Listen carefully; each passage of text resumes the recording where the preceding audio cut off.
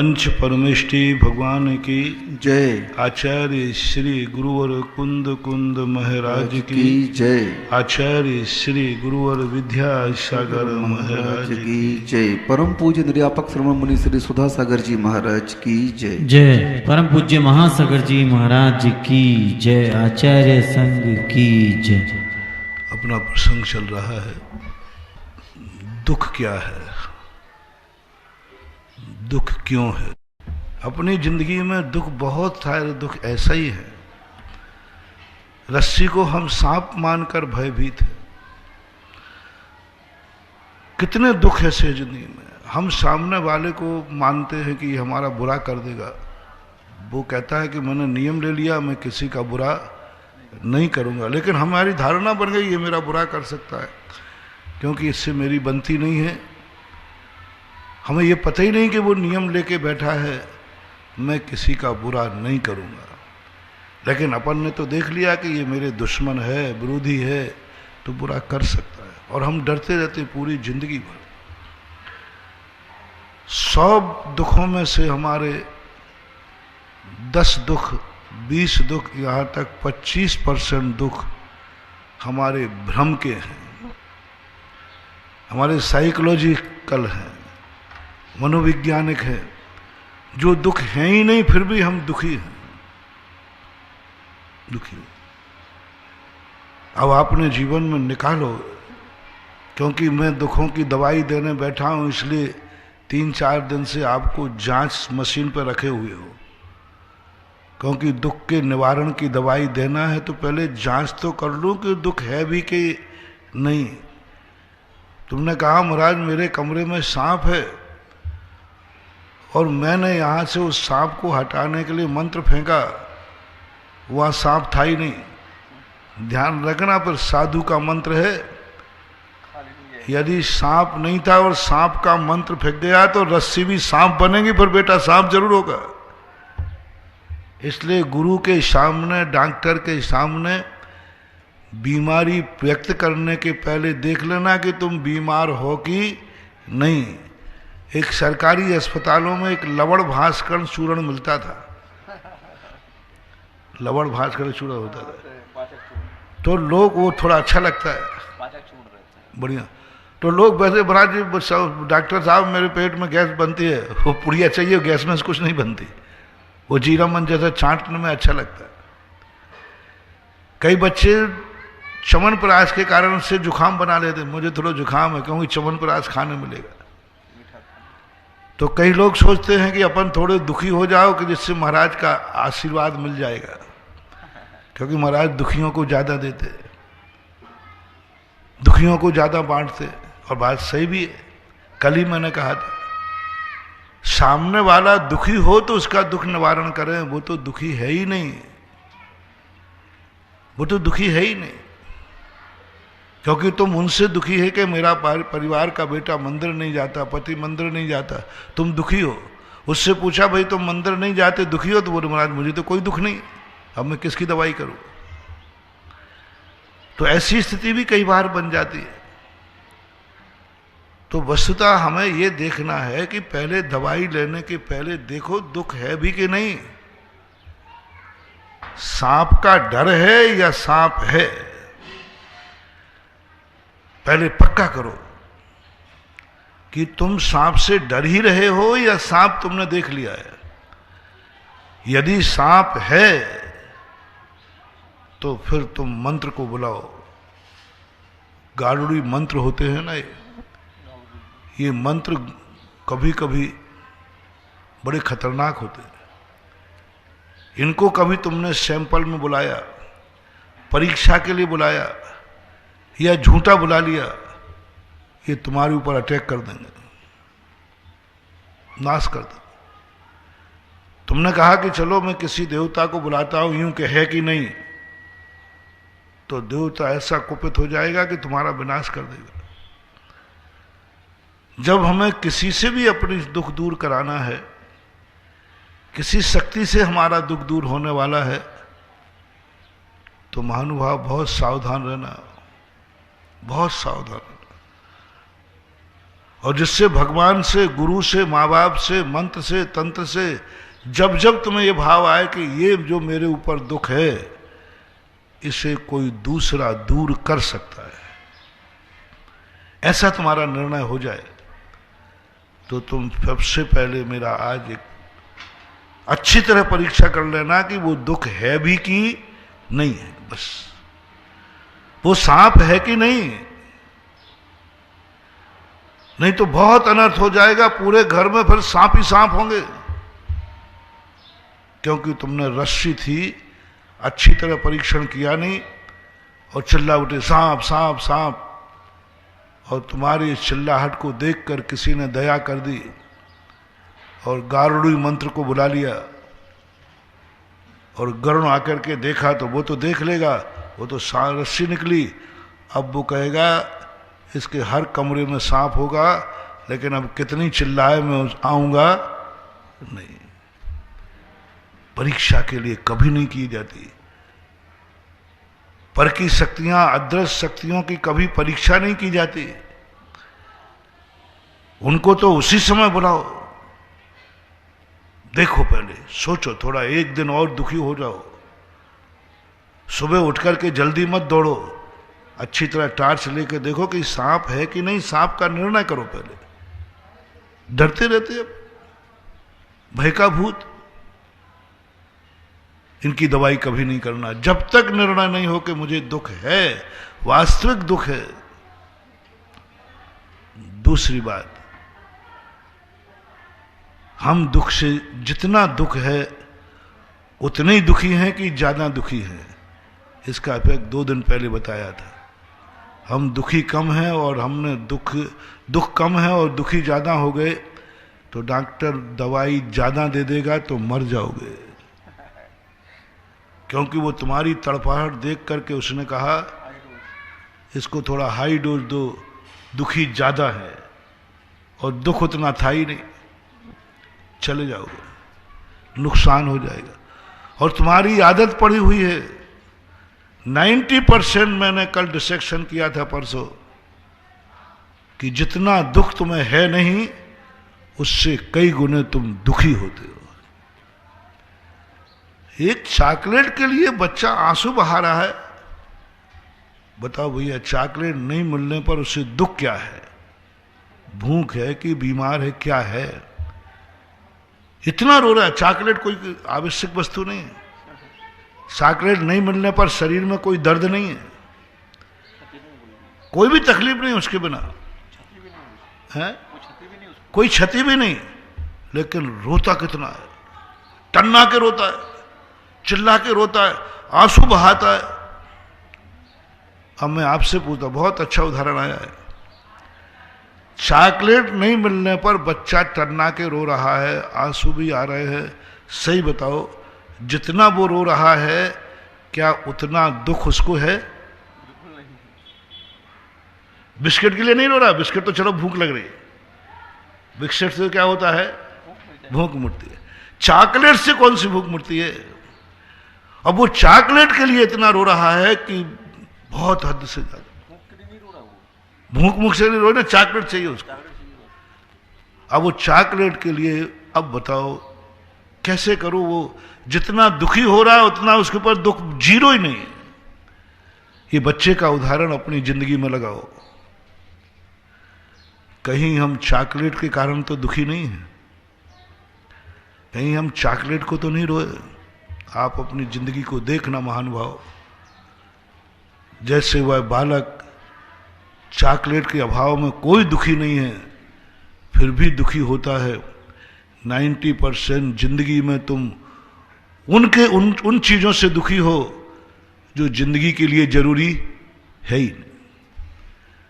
जो नहीं होने पर कोई दुख नहीं है, कोई परेशानी नहीं, कोई दिक्कत नहीं, उनके लिए तुम दुखी हो, उनके लिए तुम परेशान हो, उनके लिए तुम भगवान के पास आते हो, उनके लिए तुम मंदिर आते हो, उनके लिए तुम सामरिया सेठ के यहां आते हो, उनके लिए तुम सारी दुनिया में घूमते हो। क्यों?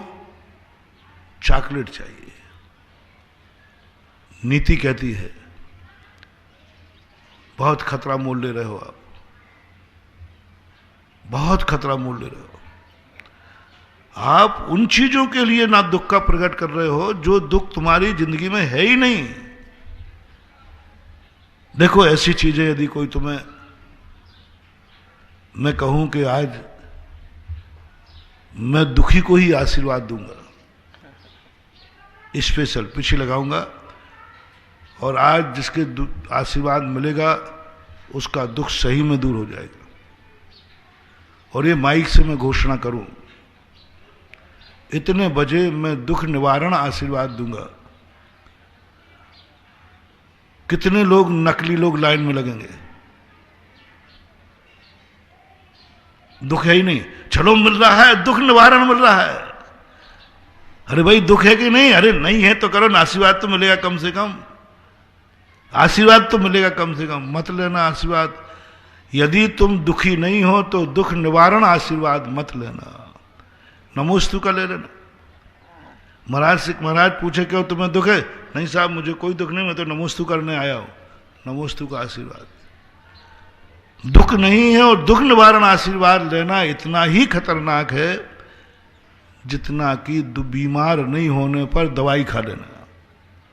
बीमार नहीं है फिर भी मिल रही थी दवाई, खा लो, बहुत खतरनाक।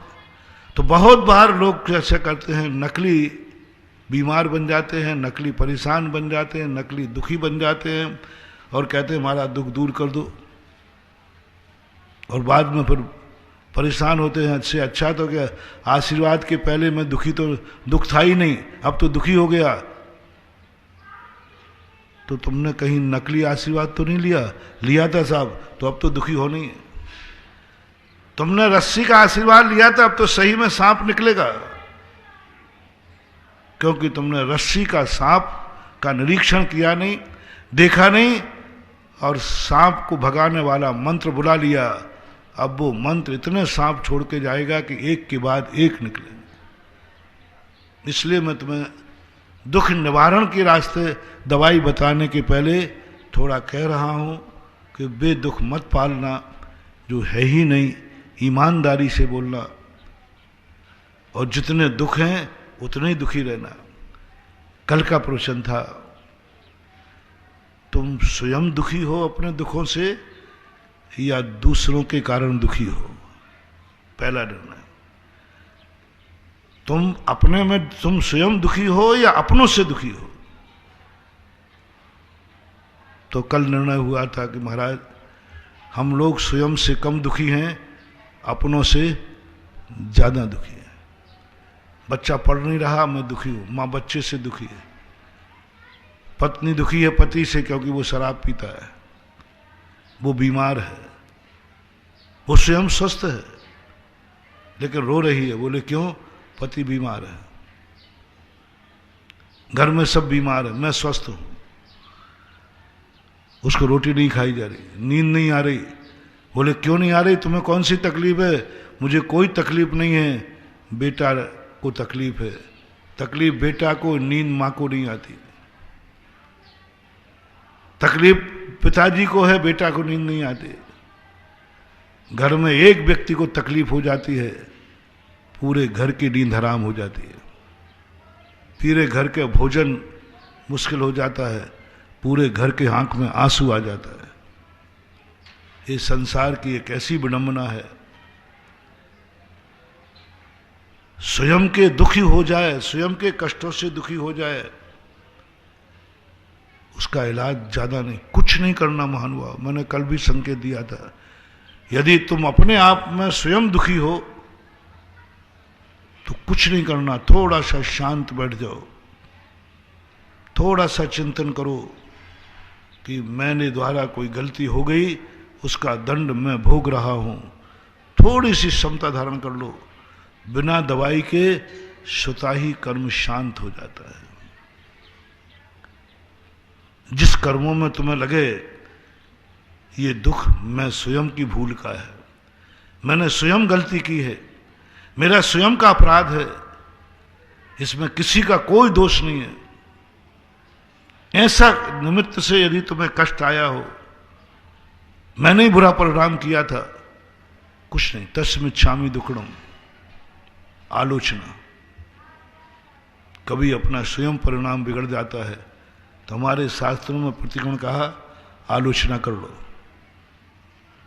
मानव भूल का पुतला है, गलती हो जाती है, गलती हो जाती है, चूक हो जाती है, कभी मन मचल जाता है, कभी आंख गलत देख लेती है, कभी कान बुरा सुन लेते हैं, कभी मुंह से बुरा निकल जाता है, कभी गलत रास्ते पे चल जाता हूं, कभी हाथों से गलत हो जाता है। किसी ने नहीं किया, मैं स्वयं हूं। अगृहीत मिथ्यात्व, एक अगृहीत कर्म होता है और एक गृहीत कर्म होता है। एक अगृहीत दुख होता है, एक गृहीत दुख होता है। एक अगृहीत सुख होता है, एक गृहीत सुख होता है। अगृहीत भूल मेरी खुद की भूल है, स्वयं नैसर्गिक, मेरा खुद का प्रमाद है।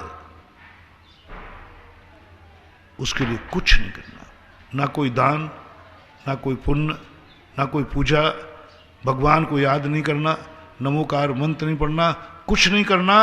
मात्र थोड़ी सी देर के लिए उस कष्ट के प्रति क्षमता भाव धारण करना है। क्षमता भाव, एकदम शांत चिंतन करो। जो कर्म पूरब किए हैं खोटे, सहे क्यों नहीं जीरा, अति क्रोध अग्नि बुझाए प्राणी, शाम में जल्ले सीरा। कितनी बड़ी बात ध्यानंत राज जी ने कही। कुछ नहीं करना। उन्होंने ये नहीं कहा कि तुमने खोटा कर्म किया है, पूजा कर लो। पूजा में लिख रहे हैं और पूजा करने की बात नहीं कर रहे कि मैंने खोटा कर्म किया है, हे भगवान ये खोटा कर्म आपके प्रभाव से खत्म होना चाहिए।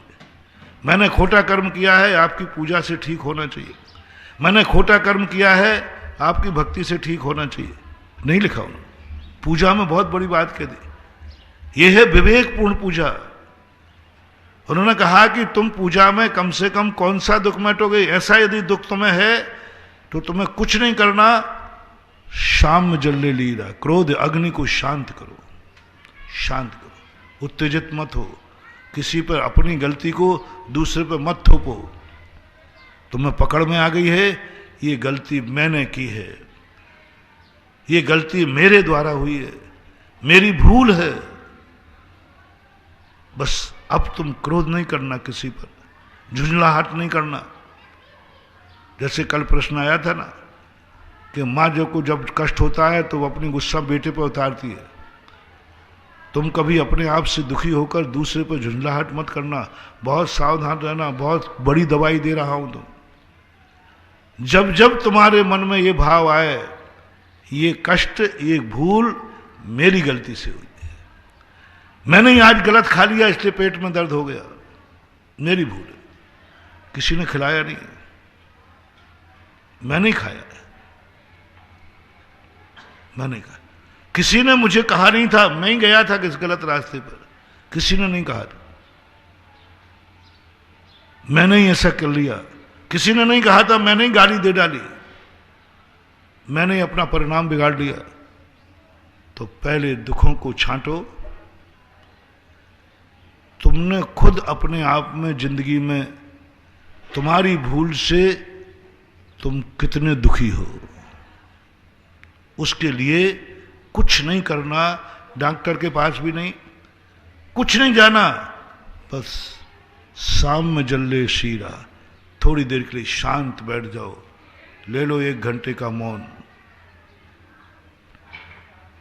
एक जंगल में पेड़ के नीचे जाके बैठ जाओ, शांत चित्त होकर बैठ जाओ और चिंतन करो, मैं अपनी गलती किस पे थोपूं, किस पे थोपूं। गलती तो मेरी खुद की है, उसको सहन करो। अपनी गलती को स्वयं महसूस होते ही बिल्कुल एकदम साइलेंट हो जाओ, मौन ले लो, सुनना बंद कर दो, एकांत में जाकर 1 घंटे बैठ जाओ। आप इसका चमत्कार देखना, चमत्कार देखना। बस यही कहना, मेरी किसी से कोई शिकायत नहीं है, क्योंकि मैंने खुद किया है ये कर्म। इसके लिए ये मंदिर नहीं। हम साधु लोग क्यों इन सब मंदिर, क्यों इन सब क्रियाकांडों से दूर रहते? हम लोगों के भी दुख उदय में आते, लेकिन हम लोग तो ना कोई जाप करते, ना कोई पूजा करते हैं, ना अभिषेक करते। पूज्यवर बट्टकेर महाराज ने कहा, तुम जिस बात से परेशान हो, दुखी हो, ये सब तुम्हारी खुद की उपज है कि कोई दूसरा दुखी कर रहा है? साधु इतना विशाल होता है, दूसरों के द्वारा दिए हुए दुख को कहता है नहीं मेरी गलती है। ज्ञानी व्यक्ति की पहचान, इसको सम्यक दर्शन हुआ, सम्यक ज्ञान हुआ, ये धर्मात्मा है। वो लाख उपाय करेगा, सामने वाले ने किया नहीं सब मेरी गलती, इसने तो कुछ किया ही नहीं। सीता का जीव रावण से क्षमा मांग रहा, रावण तेरी गलती नहीं, गलती मेरी है, मैं इतनी सुंदर क्यों थी जिससे तेरी नीयत बिगड़ गई। बताओ कैसे हैं ज्ञानी आत्माएं, कैसी है सती, अपन सब बताओ। सीता अपहरण में रावण की गलती थी या अपनी जनक नंदिनी सीता की गलती थी? सब लोग बोलो। रावण की है, रावण, अपन सब एक है ना। रावण की गलती थी, रावण पापी था 100%, सारे वोटो है। सीता मैया से पूछा, बोले मैया रावण की गलती है ना? नहीं नहीं नहीं, रावण की गलती नहीं है, गलती मेरी है कि मैं इतनी सुंदर क्यों थी कि रावण की नीयत बिगड़ गई। गजब! जब ये प्रसंग मेरे ध्यान में आया, पढ़ा, मैंने कहा आज पता चला ये महान क्यों है, आज पता चला ये जगत में प्रसिद्ध क्यों है, आज पता चला कि ये पूज्य क्यों है, आज पता चला कि इनकी कहानी क्यों है, आज पता चला कि सारी दुनिया क्यों कहती है सिया राम। राम से भी आगे क्या बोले, ये क्या? रावण से कहती है नहीं मेरी गलती, तुम्हारी गलती नहीं मेरी गलती है, मैंने ऐसा पुण्य क्यों कमाया कि मैं इतनी सुंदर कि दूसरे की नीयत खराब हो जाए। बहुत बड़ी चीज। ऐसे बहुत सारी आत्माएं हुई होती हैं जो कभी भी करता दूसरा है, दूसरे ने किया सब अपने ऊपर ले लेता है। और अज्ञानी अपनी करनी आप करे, सिर औरन के धरता है, स्वयं करेगा और दूसरे के ऊपर थोप देगा। और ज्ञानी, अज्ञानी और ज्ञानी का लक्षण, अज्ञानी जब जब तुम्हें अपने किए हुए कृत्य दूसरे पर थोपो अज्ञानी हो, और जब जब दूसरे के किए हुए कृत्य भी अपने ऊपर ले लो तो वो कहलाता है ज्ञानी। वो एक दिन सुनाया था ना मैंने कहीं बिजोलिया में, घर में 4-5 प्राणी थे, पिता और बेटा बाजार गए, मेले में गए, एक कांच की बरनी लेके आया, अच्छी बरनी लेके आया और घर में रख दी। उसी दिन बहू ने वो बरनी उठाई कांच की और हाथ से छूट गई, फूट गई। बेटा और पिता को पता चला कि ये तो वही बरनी है जो फूट गई, उसी की आवाज है। अब बेटा आपे से बाहर, उसकी पत्नी से टूटा था, आज मैं उसके हाथ तोड़ दूंगा, मैं बरनी लेकर आया, उसने बरनी फोड़ दी। ससुर को भी गुस्सा आया, बेटा ने कहते हाँ उसको अच्छे जम के मारो, और दोनों गुस्से में आए। अंधी है, बरनी फोड़ दी, बहुत गुस्से में आए, बहुत गुस्से में। इतना गुस्सा था कि उस दिन कोई खैरियत नहीं थी। इतने में सासू मां बैठी थी, उसने सोचा कि आज बहू से बरनी फूट गई और नई बरनी फूटी है, और ये मेरा छोकरा और पति, ये पिता इसका बड़े शौक से बरनी लाए थे और उन्होंने कहा था देखो फूटना नहीं चाहिए, और वो फूट गई। आज इस बहू की खैरियत नहीं है, आज इसको कितनी गालियां मिलेंगी और कितनी पिटाई होगी इसकी। वो अपने बेटे के गुस्से को जानती थी, और जिस बेटे को पिता की सह और हो, करेला और नीम चढ़ा, पिता की सह और हो, सासू एकदम उठी और जहां बरनी गिरी थी वहां पहुंच गई और खड़ी हो गई।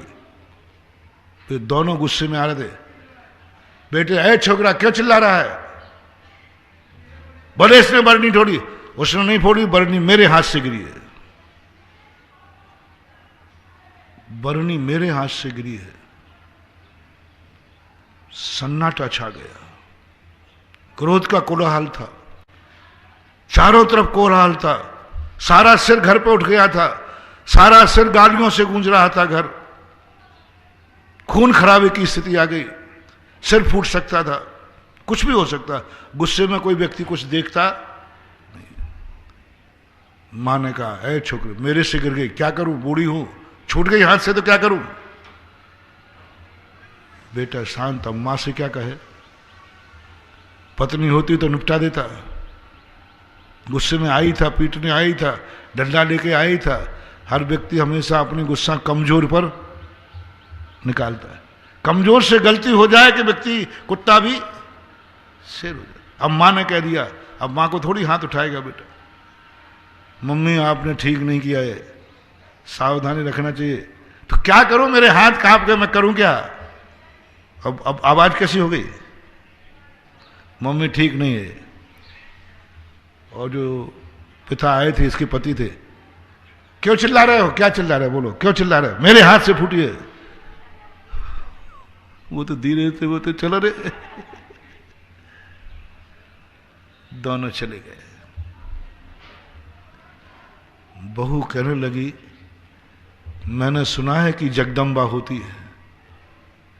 माँ जी ये क्या किया तूने, मुझे समझ में नहीं आया, बरनी तो मेरे हाथ से फूटी। बोले बेटा तेरे में और मेरे में क्या अंतर है, मेरे से भी तो फूट सकती थी। पॉजिटिव सोच सोचना, पॉजिटिव सोच सोचना। अपनी बहू पर इतना विश्वास हो कि मेरी बहू, मेरी पत्नी चलाकर तो नहीं फोड़ेगी ना। बरनी फूटी है तो देखो, दुश्मन से फूटी है, मूर्ख से फूटी है या ज्ञानी से फूटी है। दुश्मन से फूटी हो तो गुस्सा करो।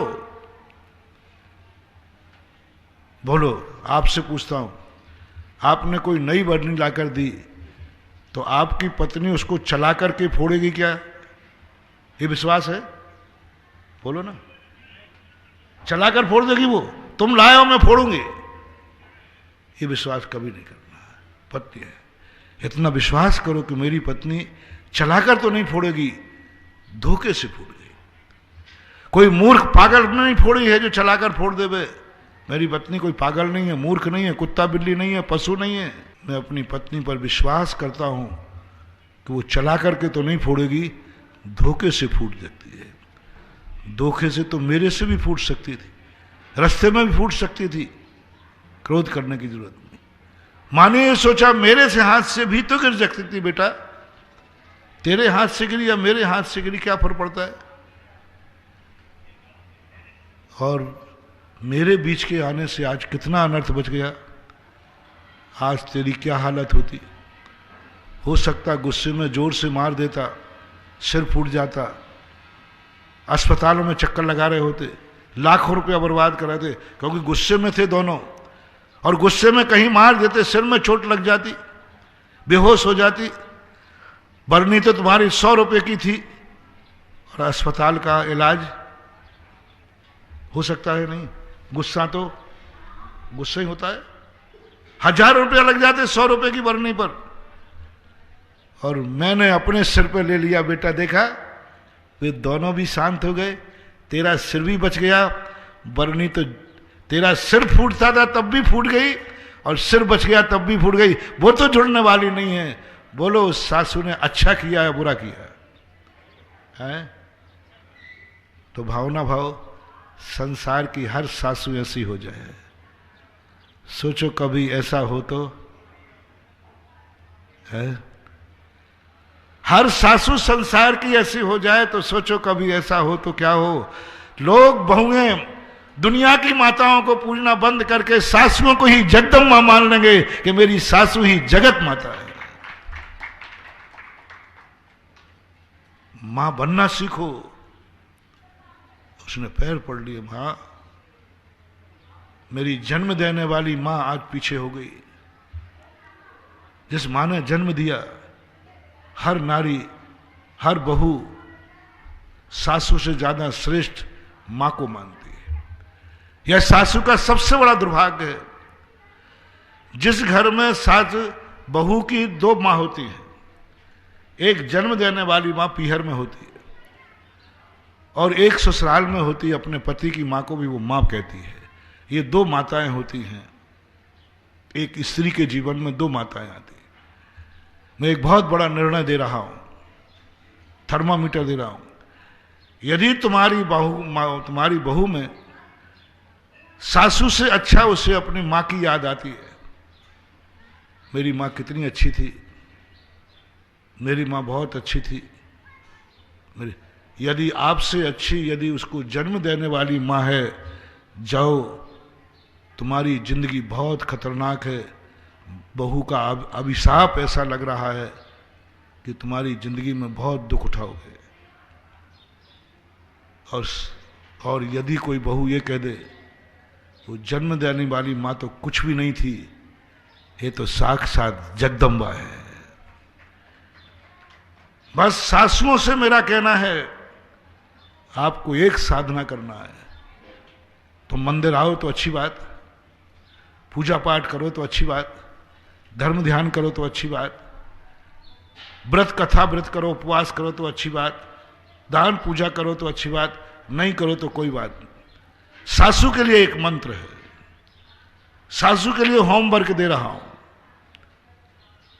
बस तुम ऐसा व्यवहार बहू से करो कि बस बहू के मन में यह भाव आ जाए कि जन्म देने वाली मां तो कुछ भी नहीं है, ये मां तो सारे, ऐसी मां मिली मुझे, मैं अब सारे संसार की माताओं की अपेक्षा सबसे पहले मैं अपनी सासू माता की पूजा करूंगी। और सहेलियों में जब बैठे और जब वो पीहर जाए और मां का नेचर होता है, अपनी बिटिया जब ससुराल से लौटती है तब एक ही बात पूछती है, बेटा कैसा है ससुराल, कैसा लगा, कोई परेशान तो नहीं? और बहू कह दे, मां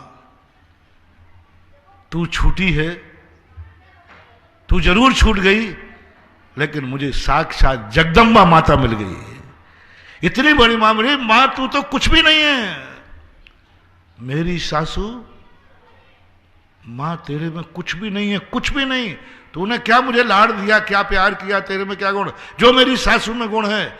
यदि बहू ने अपने जन्म देने मां के सामने अपनी सासू की प्रशंसा कर ली तो जाओ, ये सासू एक दिन तीर्थंकर की माता बन सकती है और एक महान माता बन सकती है।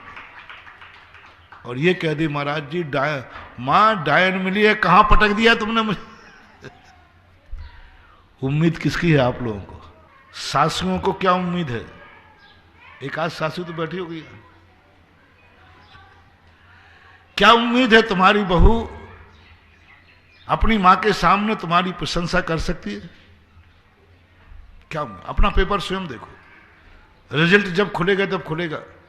विद्यार्थी पेपर देने के बाद अपने नंबर स्वयं जोड़ता है कि नहीं? पेपर दे के आता है तो दोस्त बैठ जाते, यार नंबर जोड़े, इसमें 5 नंबर मिलेंगे, इसमें 10 मिलेंगे, इसमें 15। स्वयं नंबर जोड़ता है। और अच्छे विद्यार्थी जितने नंबर जोड़ते हैं उतने ही मिलते भी। एग्जैक्ट पोल जैसे चुनाव के समय होता ना, पहले ही से वो एग्जैक्ट पोल के इसमें ये होगा, इसमें ये होगा, ये जीतेगा। ऐसे आप भी एग्जैक्ट पोल। हर सासू सोचे मेरी बहू पीहर जा रही है, ये मेरे माँ के सामने, अपनी माँ के सामने मेरी प्रशंसा करेगी या बुराई? ये विचार करके भेजना, ताड़त करके मत भेजना। यदि तुम्हें विश्वास है, महाराज जी मुझे अपनी बहू पर विश्वास है, पीहर जाके मेरी प्रशंसा करेगी, दावा करता हूं, क्योंकि मैंने उसके साथ कभी दुर्व्यवहार नहीं किया। और फिर सीबीआई लगा देना। यदि सासू की प्रशंसा बहू अपनी माँ के सामने पीहर में कर रही है, समझ लेना इस घर में साक्षात देवताओं का वास होता है। रामधारी जयशंकर प्रसाद ने लिखा, जिस घर में नारी इतनी पूज्य हो जाती है कि उसकी बहू ही उसे माता मानने लग जाती है, वहां देवताओं का वास होता है, देवताओं का निवास होता है। वो स्वर्ग कहलाता है। उस घर की वंदना करने साक्षात देवता आते हैं। बताओ क्या बिगड़ा? मुझे शेयर करना आप लोग। सासू ने अपने सिर पर ले लिया कि बरनी मेरे से फूटी, इससे नुकसान क्या हुआ, हानि क्या हुई? हानि बताओ, सब लोग सोचो, अपन सब दिमागदार हैं। नुकसान बताओ बाकलूर, अमोलक जी, नुकसान बताओ, क्या नुकसान है? नुकसान तो जो होना था वो। अच्छा, फायदा कितना हुआ? जो अपन ने पहले ही कह दिया, कितना क्लेश होता। और बहू भी कहती कैसे दुष्ट लोग हैं, मेरे से हाथ छूट गई तो छूट गई, मेरा तो सिर फोड़ दिया इन्होंने। बरनी के फूटने पर सिर फूटता है। वो घर राक्षसों का है, वह घर नरक का है। बरनी के फूटने पर क्या फूट रहा है? सिर। बरनी के फूटने पर सिर फूट रहा है। यही है पापियों का घर, यही है राक्षसों का घर, यही है दानवों का घर, और यही है नरक, जहां बरनी के फूटने पर सिर फूट जाते हैं, और जहां बरनी के फूटने पर सिर बचा लिए जाते हैं, यह है महान आत्मा। तो ऐसी उपादान शक्ति ज्ञानी में, बिरलों में होती है। तो साधु से जब पूछते हैं तुम किससे दुखी हो, तुम्हें दुख है कि नहीं, कौन दुख दे रहा है? साधु कहता कोई नहीं, उपादान प्रधानी, कर्ता कर्म अधिकार, समय सार, सब कुछ एक साथ लाकर एक ही शब्द कहेगा। जितना बड़ा साधु होगा, कितने भी कष्टों में हो, वो कभी ये नहीं कह सकता ये मुझे कष्ट दे रहा है, इसके कारण से मैं परेशान हूं, बहुत परेशान हूं मैं इससे। जब जब साधु में ये परेशान आएगा, भाव आएगा, तब तक साधु का ग्राफ गिरेगा, डाउनफॉल, डाउनफॉल। अपने आप की परीक्षा स्वयं कर ले। हर साधु, हर ज्ञानी, हर सज्जन, हर बड़ा, हर बुजुर्ग, हर सासू, हर पिता, क्या तुम्हारे मन में जिस बात से तुम्हारा दुख है, उस दुख को अपने ऊपर ओढ़ने को तैयार हो? सीता जैसे, इस सासू मां जैसे साधु की अंतिम परीक्षा होती है। साधु से पूछते हैं गुरु, साधु से पूछती है जिनवाणी मां, बोलो तुम इस संसार में किससे दुखी हो? चिंता मत करो, नाम बताओ, फिर मैं उसको निपटा दूंगा। साधु की साधना में इतनी ताकत है, साधु की इतनी पहुंच है, यदि वो किसी की भी FIR लिखा दे, जमानत भी नहीं होगी। साधु को एक बार मन में FIR आ जाए, मैं इस व्यक्ति से परेशान हूं, महानुभाव, उस व्यक्ति की जमानत भी नहीं हो, बर्बाद हो गया, वो बर्बाद हो गया। साधु के मन में, अच्छा साधु है, सच्चा साधु है, साधना अच्छी है, खोटे साधु की बात नहीं करना, अच्छे साधु। और अच्छा साधु इतना दुखी हो जाए कि उसके मन में भाव आ जाए मैं इससे दुखी हूं। हरिवंश पुराण के अंदर पूज्यवर जिनसेन स्वामी ने एक उदाहरण प्रस्तुत किया, क्योंकि साधु की FIR लिखाई जा रही है। साधु से पूछा है थानेदार ने आकर कोर्ट ने, तुम किससे परेशान हो? और साधु ने यदि तुम्हारा नाम ले लिया महानुभाव, कोई जमानत नहीं होगी, सड़ोगे, जेल में फांसी पे जाओगे। एक दीपायन मुनि की कथा आती। दीपायन मुनि के मन में भाव मात्र आया, ध्यान में बैठे थे, कुछ राजकुमारों ने शराब पी ली, वो पत्थर मार रहे थे। साधु ने चिंतन किया कि सब मेरे कर्मों का उदय है, लेकिन अति की हद होती है। बस साधु को इतना भाव आया, ये मुझे दुख दे रहे हैं, ये मुझे पत्थर मार रहे हैं, इनके कारण से मेरा सिर फूट रहा है, इसके कारण से मैं परेशान हूं। जब साधु पर निमित्त बुद्धि आ जाए कि इसके कारण से मैं परेशान हूं, बस ये कहना ही था, और बाएं हाथ से पुतला निकला, 12 योजन की पूरी नगर को जला के भस्म कर दिया। कोई नहीं बचा पाए। उस समय कृष्ण जी बलराम दोनों थे, दोनों ने क्षमा मांगी, बचाने का प्रयास किया कि हमारे राजकुमारों से गलती हुई, मैं क्षमा मांगता हूं।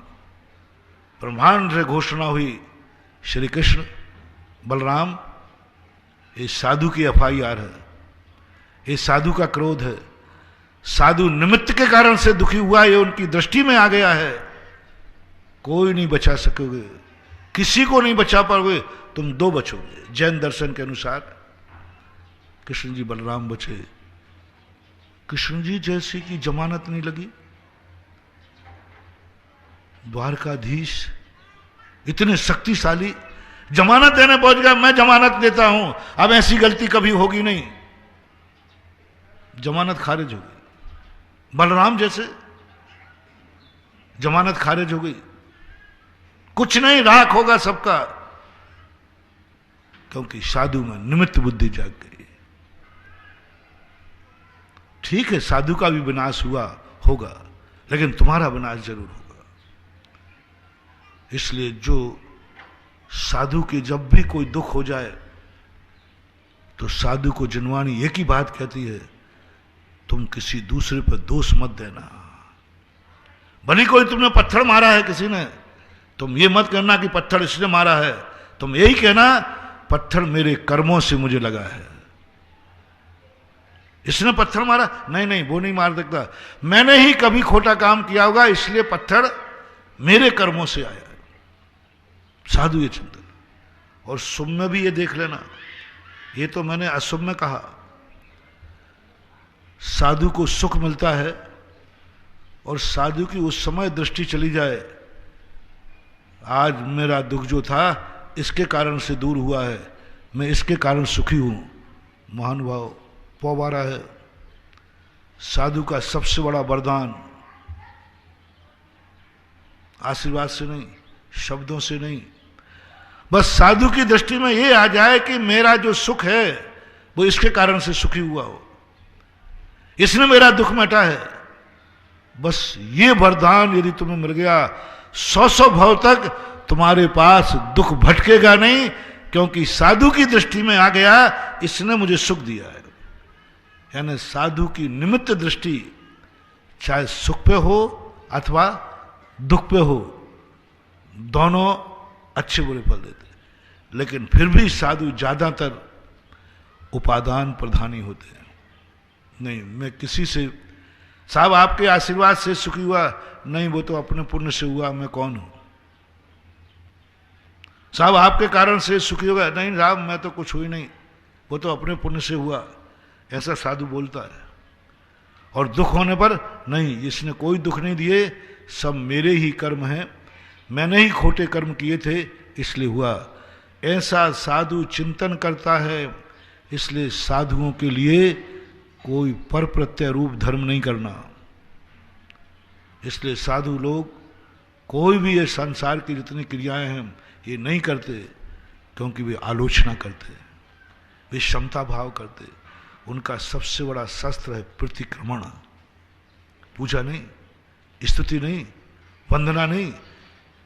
साधु अपने कर्मों का क्षय करता है प्रतिक्रमण में, और प्रतिक्रमण में नियम से निमित्त को दोष नहीं दिया जाता।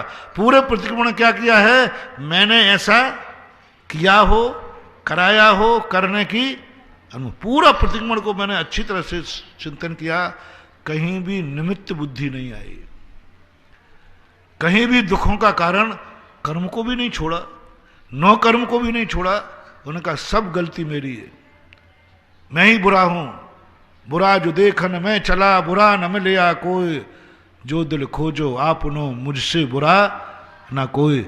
ये साधु की शक्ति है, ये है साधु का शस्त्र, साधना। मेरे से बुरा कोई नहीं है, बस साधु के कर्म कट जाएंगे, थोड़े बहुत बचते हैं, प्रायश्चित ले लेता है। प्रतिक्रमण और प्रायश्चित ये दो से ही हमारे शस्त्र हैं।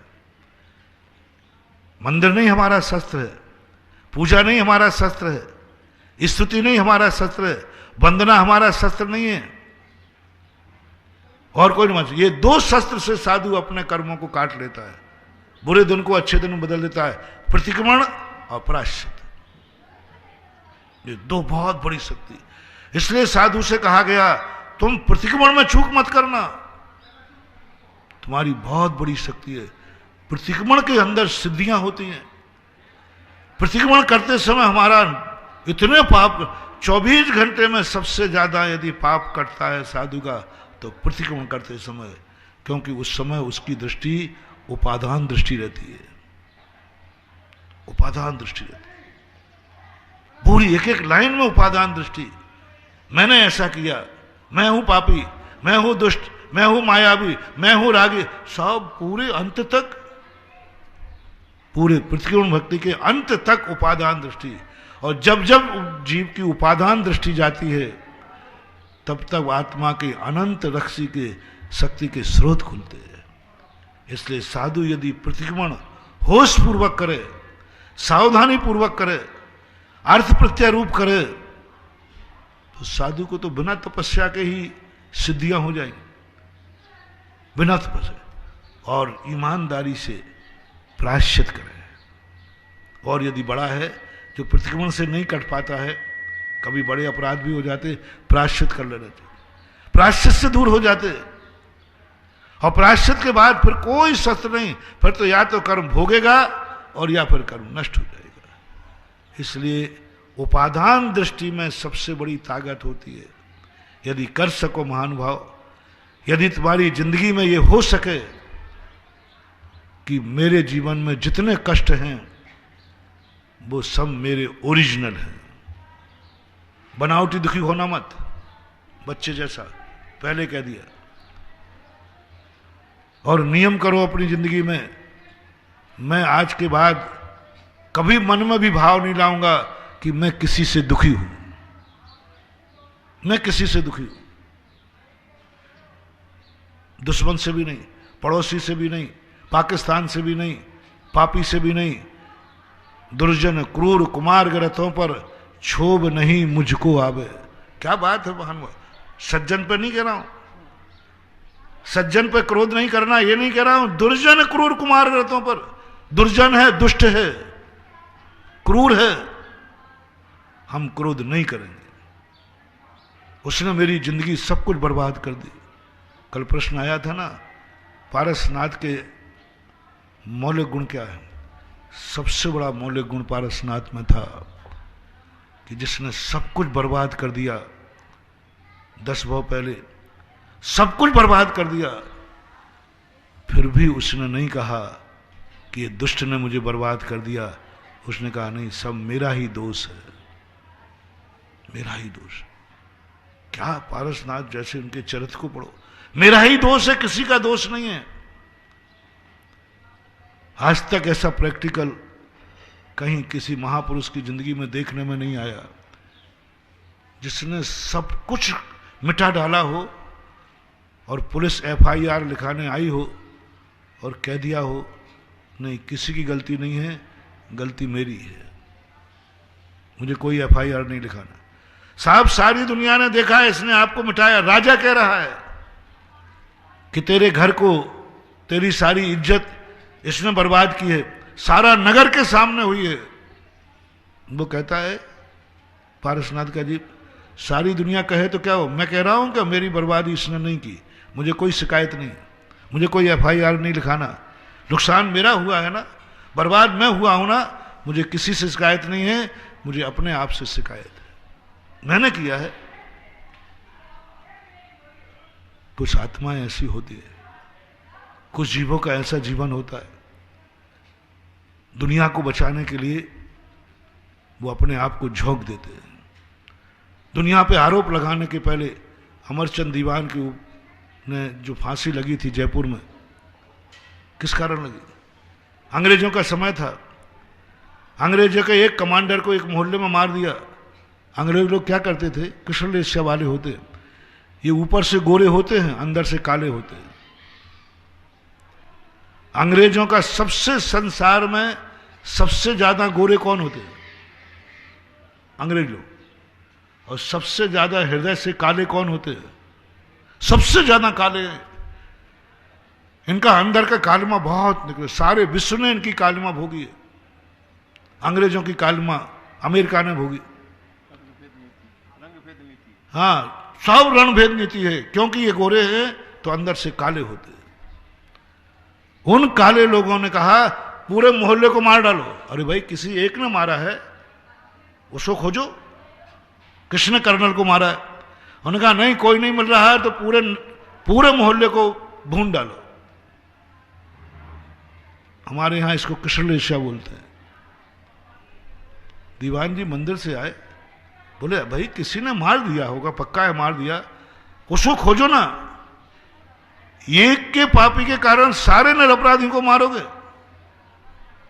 चारों तरफ से सेना लगी, गोलियां चलने वाली हैं, पूरा मोहल्ला भून दिया जाएगा।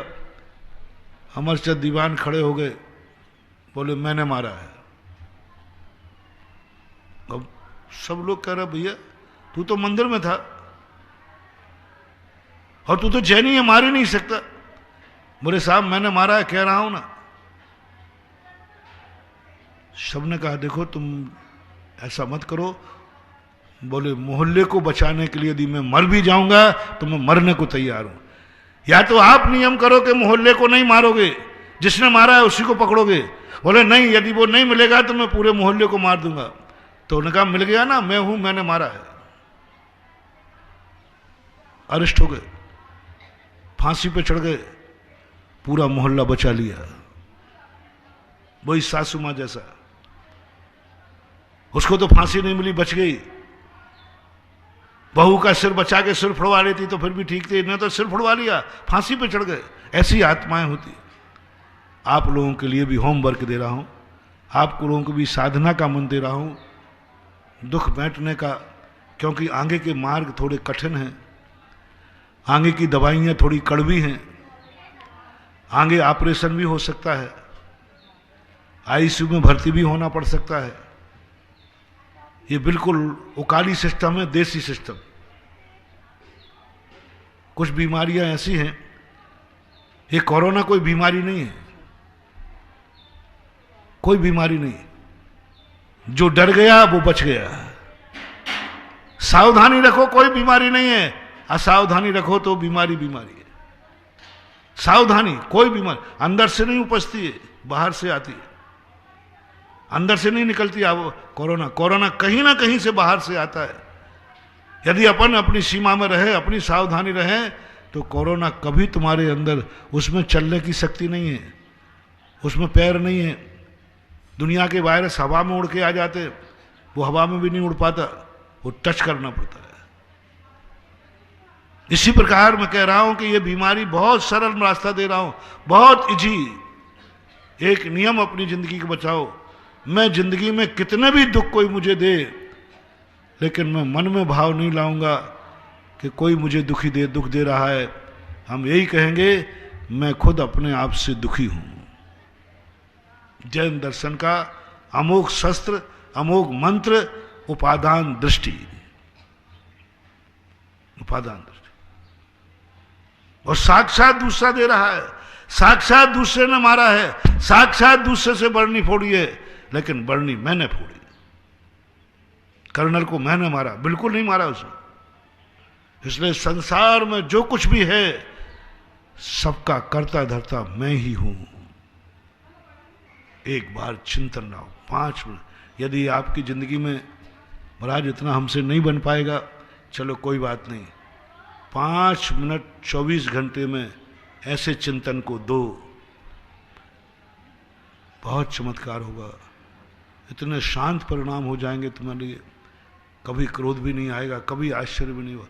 बस तुम इतना कहना शुरू करो, वो दिन कब आएगा जब संसार में कोई भी दोष करे, कोई भी पापी हो, कोई भी गलती करे, सब मैं अपने सिर पे ले लूं। संसार में जो भी सजा मिले हर व्यक्ति को मैं माफ कर दूं, सारी सजा मैं अपने ऊपर ले लूं। सब गलती मेरी है, मेरी चूक है, मेरी भूल है, मैंने कोई गलती की है। 5 मिनट उसको दिया करो और करते करते यदि ये जीवन का अंश बन गया तो संसार तो छोड़ो, मोक्ष भी ज्यादा दूर नहीं रहेगा। मोक्ष भी अपने सामने खड़ा होगा। मोक्ष किनको मिलता है? निमित्त दृष्टि वाले को नहीं, उपादान दृष्टि वाले को। शेरनी खा रही है, मांस नोच रही है, भाव भी नहीं आ रहा कि शेरनी कष्ट दे रही है। नहीं, जे कर्म पूरब किए हैं खोटे। पूरी पूजाओं में तुम्हें कोई भी लाइन याद ना हो, ये 2 लाइनें शुद्ध समय सार हैं, ये 2 लाइनें शुद्ध उपादान हैं, ये 2 लाइनें ही वस्तुतः जीवन में काफी है, काफी है।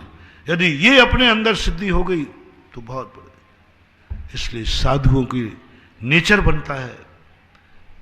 पूज्यवर शांति सागर महाराज के जीवन में किसी ने पत्थर मार दिया, कर्नल आया, बोले साहब आप उसका नाम बता दीजिए, हुलिया पहचान लीजिए, मैं उसकी चमड़ी उधेड़ के भूसा भर दूंगा। तो शांति सागर महाराज कहते हैं किसी ने मुझे पत्थर मारा ही नहीं और खून निकल रहा था। बोले खून निकल रहा था? बोले सर ये खून तो निकल रहा है आपको, ये तो हमारे अंदर से ही फूट गया है फोड़ा। मेरे कर्म फूटे हैं, मैंने ऐसा कोई कर्म किया था, मुझे किसी ने नहीं मारा है। ये जो दुख है इससे मैं खुद ही मेरी भूल से हुआ है। ऐसा क्या? कर्नल इतना प्रभावित हुआ उससे। बोले मैंने सुना था कि गॉड होता है, मैंने सुना कि भगवान होता है, लेकिन मैं भगवान को साक्षात देख रहा हूं। सामने वाले ने पत्थर मारा और कर्नल खड़ा है, नहीं किसी ने नहीं मारा मुझे, किसी ने मुझे नहीं मारा, मैं तो ठीक हूं, ये तो मेरे कर्म से कारण हुआ है। अपने सिर पर सब ले रहे। और साहब इसको यदि तुम मुझे भगवान मानते हो, गुरु मानते हो, तो जिस अपराधी को पकड़ के लाए थे इसको छोड़ दो। इसने कोई गलती की नहीं तो कैसे छोड़ दें? क्या गलती की है कैसे छोड़ दें? बोले साहब कह रहा हूं ना इसको छोड़ दो, इसने कोई गलती नहीं की, मैं खुद कह रहा हूं। साधुओं का जीवन की और साधनाएं तो साधु खूब कर लेते हैं, ज्ञान भी खूब कर लेते, मालाएं भी खूब फेर लेते, स्वाध्याय भी खूब कर लेते, सब में पारंगत हो जाते हैं। और साधु इस उपादान दृष्टि में पारंगत नहीं है तो सब व्यर्थ हैं, सब की सब चीजें इनसे रह जाती हैं। इसलिए आज अपन ने तीसरा पॉइंट पकड़ा, तुम दुखी हो तो पर से हो या अपने आप से हो। कल मैंने कहा था ना कि आप लोग दुखी दूसरों से भी होते हो। आज मैंने कहा दुख की वैरायटी छांटो, दवाई दूंगा मैं, चिंता नहीं करना, लेकिन पहले जांच करा लूं बीमारी कौन। अपने आप से दुखी हो कि पर से दुखी हो? पर तुम्हें दुखी दे रहा है कि तुम स्वयं दुखी हो? आज मैंने वो दवाई दी जिसमें तुम स्वयं दुखी हो, स्वयं से दुखी हो, इसको पहचान लो और तस्मिच्छामि दुक्कड़म एक शब्द की साधना करो और प्रायश्चित करो, आपका दुख दूर हो जाएगा। महावीर भगवान की जय।